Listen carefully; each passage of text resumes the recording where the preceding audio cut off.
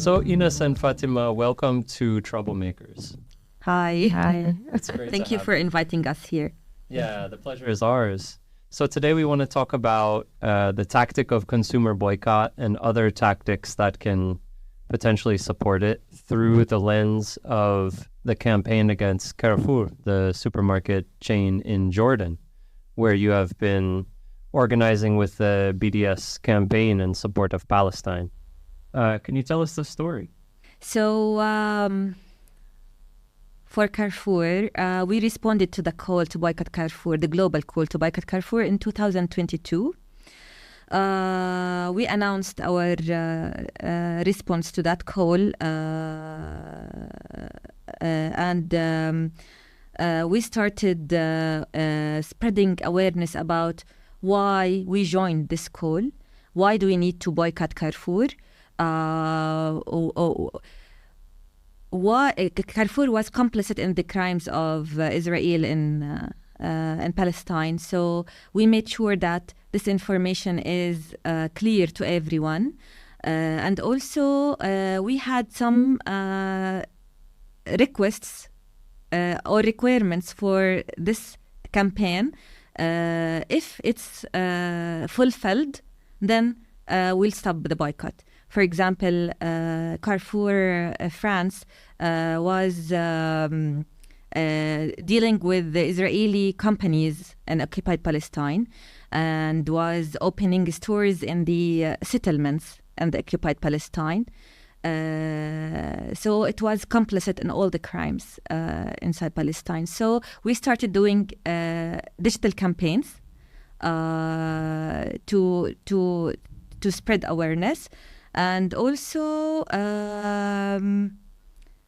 we had multiple call to action to our audience to do in this campaign. For example, we asked them to send messages to Majid Al-Futtaim Group, who is this company is the franchise owner for the Carrefour France friendship brand in Jordan and in the Middle East and in North Africa. So we asked them to send them messages for the boycott requests and the boycott claims, and asking them to leave this brand and end the relationship with the Carrefour in France. We asked them to do that, and also to communicate with the stores in Jordan, telling them why we are boycotting them, and that they need to do a pressure on Majid Al-Futtaim Group to also stop its relation with the France group. And in Al-Aqsa flood in October 7th, Carrefour make a big mistake. They go to the field of Gaza and they give food with their bags and their logo. Like that to the army of occupation state, and that photos while they're spreading this free food, it's they make challenge for all the people that resist Israel at that moment with all the massacres and genocide. So we have this photo and spread it and depend on it in our fighting to campaign to Carrefour in the next the next move of that that make people frustration and start really as a grassroots campaign that people start to hate Carrefour and make stigma on Carrefour. And when they see somebody enter, they remind him, do you remember what Carrefour did to Palestinians? The war in Gaza help us really with these continuous massacres, that the people afraid to enter Carrefour because they felt that they have their hands in occupation to make something. That help us a lot in Jordan. Yeah, it stuck in people's minds that this brand is a partner in their blood. Is a partner in their blood and is a partner in the crimes, and it's complicit in the genocide that is happening in Gaza. So we started seeing people going to our social media platform and resharing all the posts, all the videos that we were posting before even the Al-Aqsa flood, and they started to share. So in that point, it was a milestone for us to rethink of the campaign, to think about how to rebuild the strategy and the tactics that we're using in this campaign. There is something about Jordan, that we are a small country. We didn't affect the economy of the world. We didn't have that consumer because we are not rich people or something like that. So, but what we discovered, that Carrefour has had 55 branches in Jordan, while in Egypt there is 50 branches. So we have the largest branches in all the Middle East, and that was even in Emirates. We are more than. So we said, oh my God. So it's not just 45 of these branches in Amman, in capital of Jordan. So I mean, that was a huge win. Yeah. Did you see in neighboring countries like any pressure on Carrefour when you were successful in Jordan? Can you repeat the question again? Was there any pressure on Carrefour within the region when you were successful in Jordan? Yeah. It really has an impact on other countries. For example, BDS Egypt was really keen to know how we built the strategy around this campaign, and they wanted to know more about the experience we had in this campaign and how we thought about the success, the theory of change, the tactics that we used, and how we started the whole thing. So we think that it had a major impact on. We make what we call it something together in Arab region. So one of our brilliant tactics, it was I will not buy. # I will not buy from Carrefour. But in our language, it مش. So the Arab people in other countries, they have different language about مش. So they take this this slogan and spread it in their regions. So with in Morocco, their language. Yeah, in Morocco it was مشاريش. And in Kuwait mushari. So the dialect is different, but the idea it's the same. So they use the same idea. So what I want to tell you that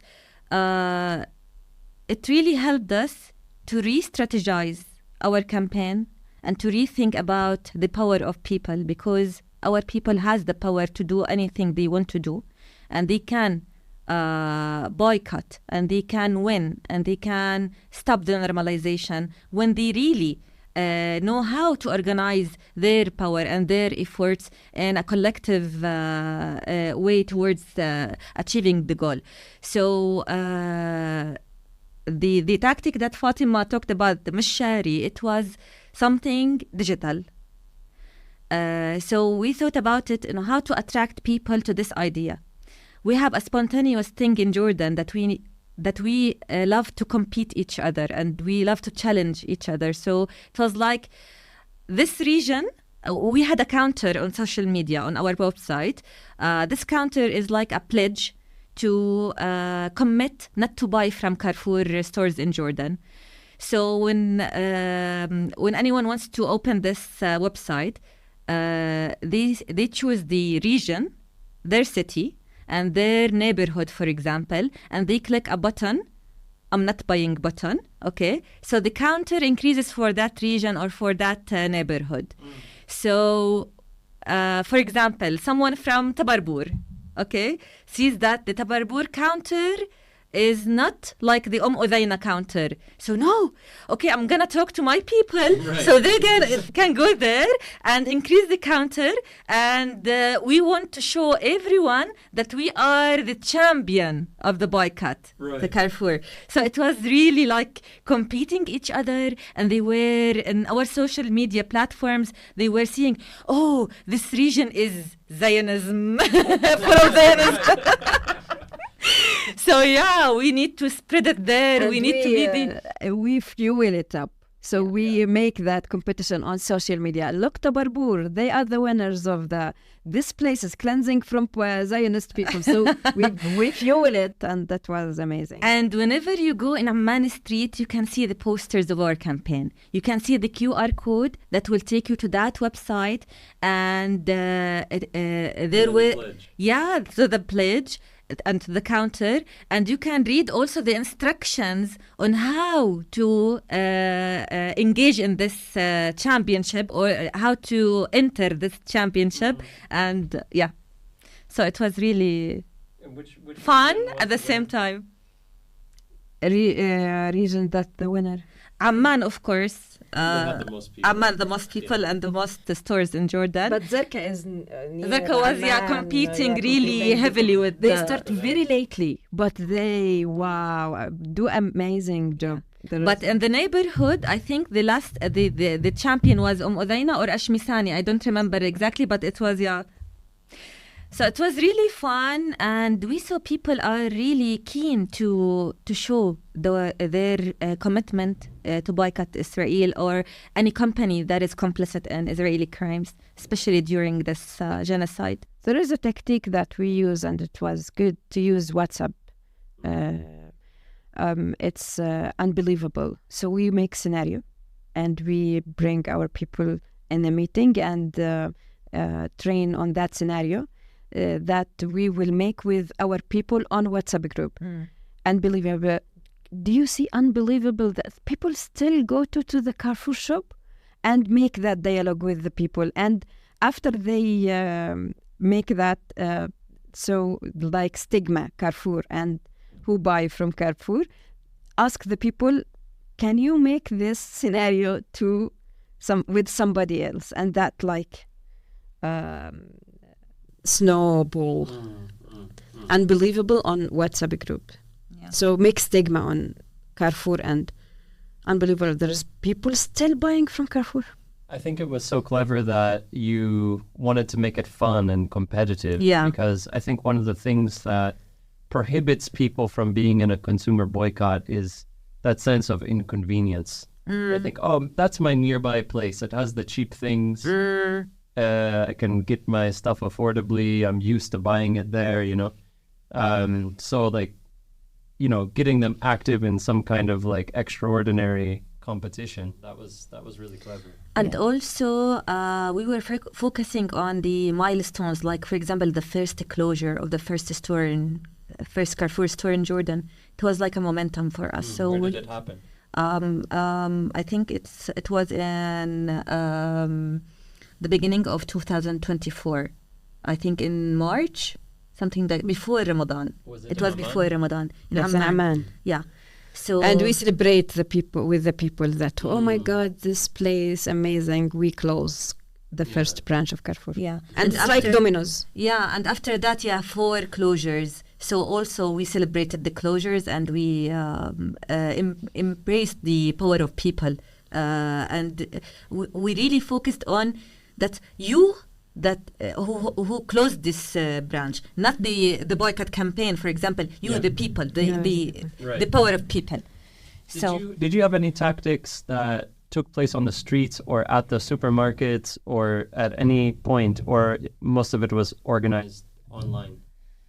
Most of it online, but we had a couple of tactics where we delivered a formal letter to the stores of Carrefour in Jordan. There is a neighborhood community committees. So we go to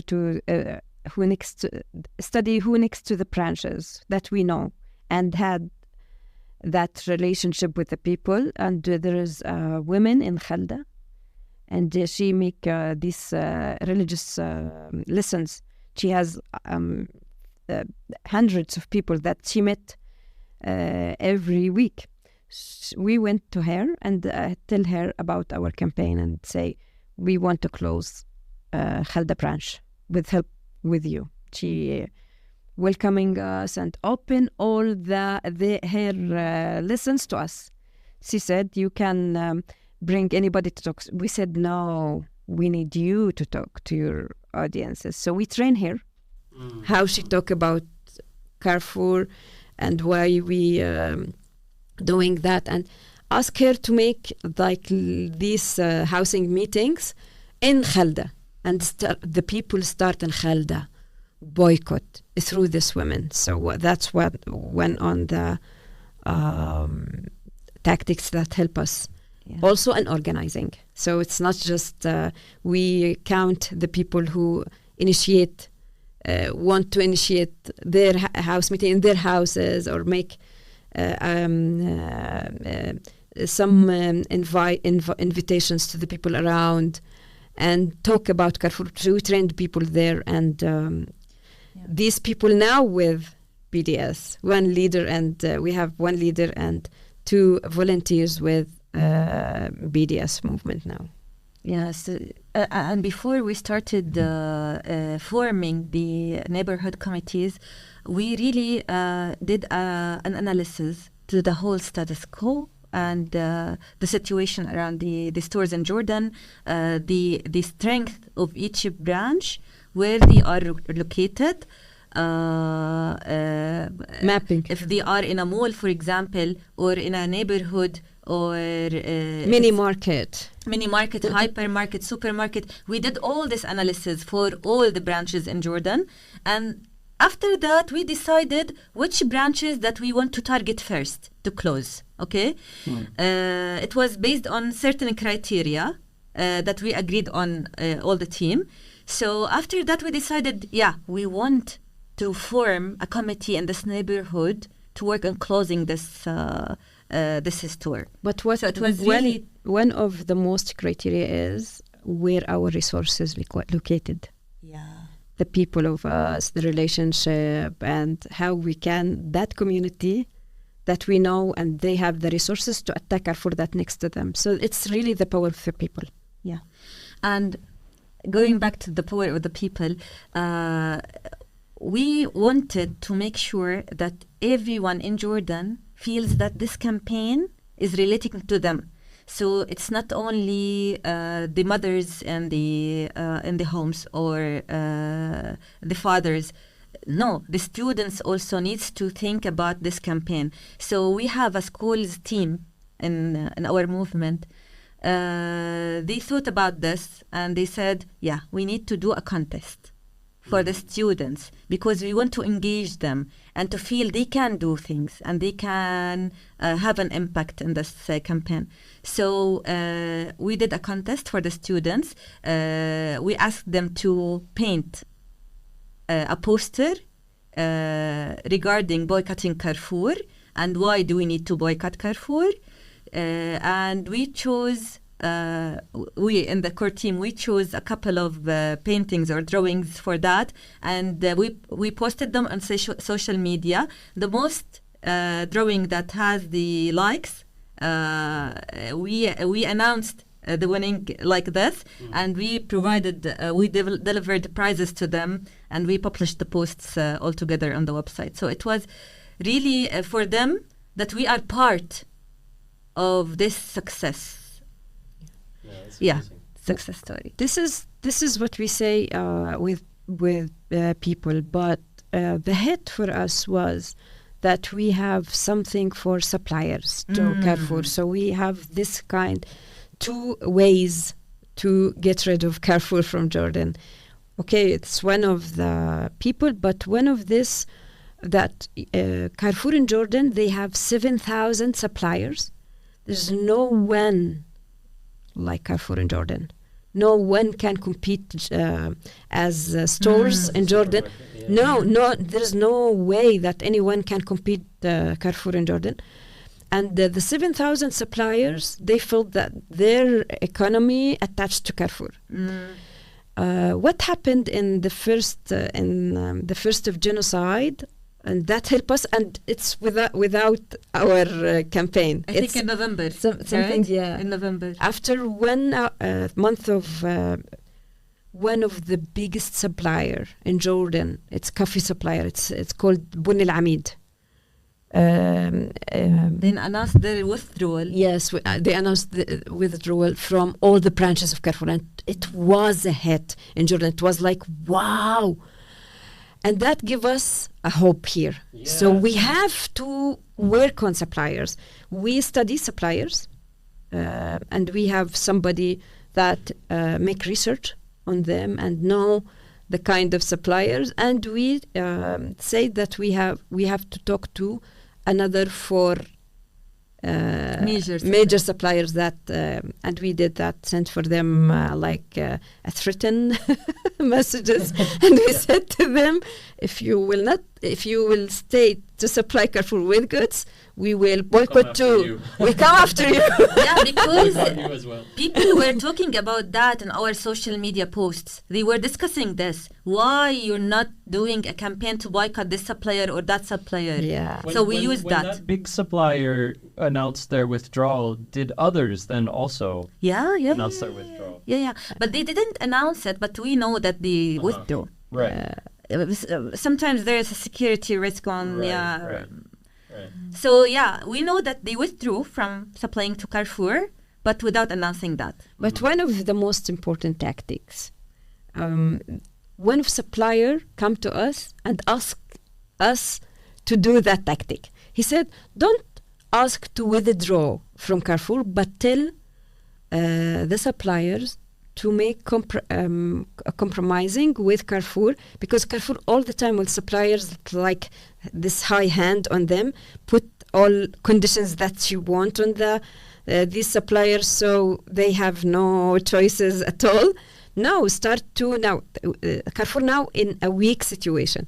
Start to make negotiations that you will review your contract with Carrefour and put your terms on it. So that will weak Carrefour more. And we go to that tactic. And we sent another 20 letters to the second-hand suppliers and ask them that review your contract. It's your time to take action towards Carrefour, and they start to make that dialogue.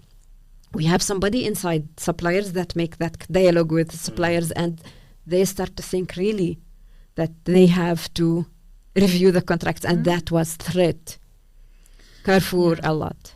And at the same time, they were seeing their products are stacked in Carrefour stores. No one is buying them. So, they need to rethink about it. Yeah. Beautiful. I'd like to just remind our listeners that we also have an episode about divestment, the tactic of divestment, also from the BDS campaign. So there's a lot more to learn about and to explore regarding how these tactics work together. Fatima and Enas, thank you for joining me. Is there any final word you can give to listeners who are going to embark on this long journey of organizing a mass consumer boycott? What advice do you have? Everyone needs to believe in their power to change. We can change the world. Because when we started, for example, this campaign, we were targeting a couple of stores only, to close a couple of stores only. But when we rebuilt the strategy and we thought more about the power of people, we know that we can do more. And then we kicked Carrefour out of Jordan, expelled and isolated. Totally. Yep. So you need to believe in your power, to know your resources, and also to commit to your campaign.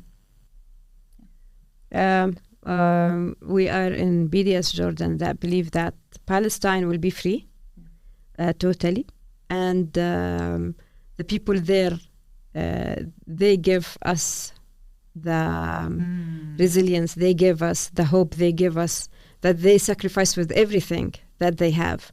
So it is just they fuel the struggle in this world in front of injustice. This is our role to have this message and stick to it until the Palestine will be free. From the river to the sea. From the river to the sea. Palestine will be free. شكرا. عفوا. شكرا فن.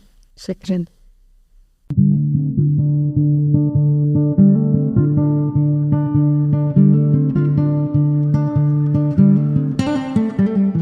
Hi! We hope you enjoyed the conversation on this episode of Troublemakers and feel inspired to stir up some good trouble in your own community. Do feel free to check out our other episodes and subscribe to Troublemakers podcast in your preferred podcast app. You can follow us on Instagram and Facebook as troublemakers.podcast for all the latest updates, behind the scenes content, and sneak peeks of what's coming next. We also love to hear from our listeners. You can email us via troublemakersthepodcast@gmail.com or simply drop a DM through our social media. And hey, if you enjoyed this episode, take a moment and share it with a friend or leave us a review. It really helps us grow our community of troublemakers. Keep shaking things up.